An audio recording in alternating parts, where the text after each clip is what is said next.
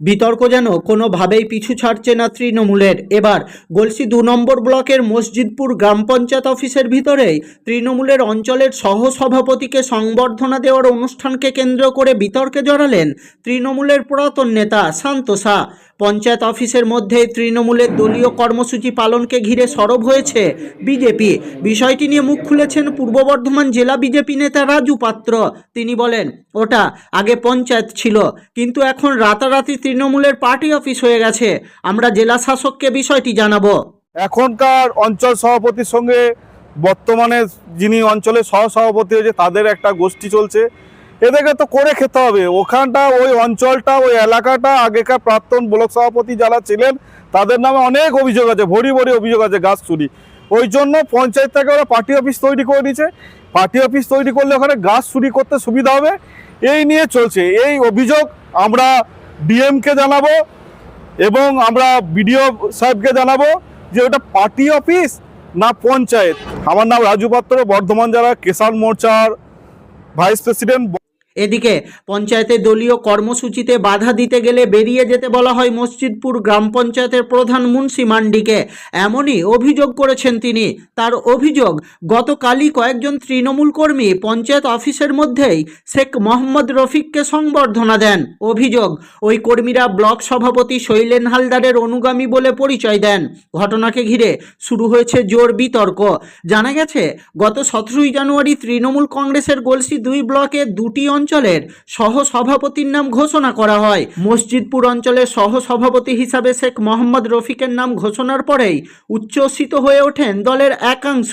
দেখুন, দলীয় জায়গায় করলে সব থেকে ভালো হতো, ওটা প্রশাসনিক জায়গা। আমি ওটা মানতে পারছি না। আমি ছিলাম পঞ্চায়েতে, ওরা যখন 25-30 জন আসে মালা পরাবার জন্যে, কারা আছে? ওই ব্লক সভাপতির অনুগামী লোকরা। তো আমি বললাম, এখানে এত লোক কেন? ওরা বলছে, দেখতে পাচ্ছেন না ব্লক অনুগামীর লোক আমরা, এই হচ্ছে ভাইস প্রেসিডেন্ট বলতে লাগলো।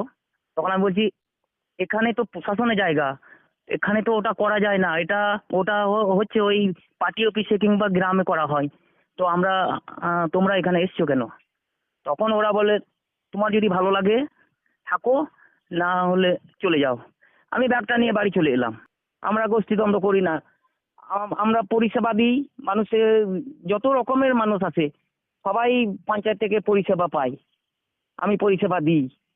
পঞ্চায়েত অফিস আমি যাচ্ছি না এই জন্যই, এই একটা বিহিত না হওয়ার পরে আমি কিন্তু পঞ্চায়েত অফিস ঢুকবো না। বিষয়টি নিয়ে মসজিদপুর অঞ্চল তৃণমূলের সহসভাপতি শেখ মোহাম্মদ রফিক বলেন, এলাকার উন্নয়নের বিষয় নিয়ে আমি পঞ্চায়েতে খোঁজ নিতে গিয়েছিলাম। ওই সময় দলীয় কর্মীরা আমাকে মালা পরিয়ে দেয়। তার দাবি, পঞ্চায়েতে কোনো সংবর্ধনা অনুষ্ঠান করা হয়নি। মসজিদপুর অঞ্চলের তৃণমূল নেতা শান্ত শাহ বলেন, আমরা বহুদিন বঞ্চিত ছিলাম। দল এবার আমাদের গুরুত্ব দেওয়ায় আবেগে পড়ে সহসভাপতিকে মালা পরিয়ে দিয়েছি। কোনো অনুষ্ঠান হয়নি ও কাউকে পঞ্চায়েত থেকে বেরিয়ে যেতে বলা হয়নি। হ্যাঁ, আমরা পঞ্চায়েতের প্রধানের সঙ্গে কোনো কথাই হয়নি, প্রধান থাকেও নাই। হ্যাঁ, তো একটা মালা আমাকে দিয়েছে, এই পর্যন্তই। সংবর্ধনা সেটা নয়, অনুষ্ঠান নয় মোটামুটি। হ্যাঁ, কর্মীরা একটা উচ্ছ্বাস করে আমি যাওয়ার পর একটা মালা আমাকে দিয়েছে, এই পর্যন্ত। আর আমরা গিয়েছিলাম পঞ্চায়েতের উন্নয়নের ব্যাপারে জানতে গিয়েছিলাম যে উন্নয়নগুলো ঠিকঠাক হচ্ছে না কেন, প্রধান ঠিক মতো কাজ করছে না কেন, এবং একজনের এতে নির্দেশে পঞ্চায়েতটা চলবে কেন। হ্যাঁ, আপনারা সুষ্ঠুভাবে চালান, মানুষের পরিষেবা দিন, ভালো করে পঞ্চায়েতটা চালান। এই বিষয়ে আমরা জানতে গিয়েছিলাম কর্মীদের কাছে, পঞ্চায়েতের যারা কর্মী তাদের কাছে। তারা বললো, হ্যাঁ আমরা ঠিকঠাকভাবে কাজগুলো করব, আমরা কারো কথা শুনবো না, এবং যে দুর্নীতি সেই দুর্নীতিটা আমরা করবো না আর এবার থেকে। এরকম একটা ব্যাপার ছিল, সেই জন্য আমরা পঞ্চায়েতে গিয়েছিলাম।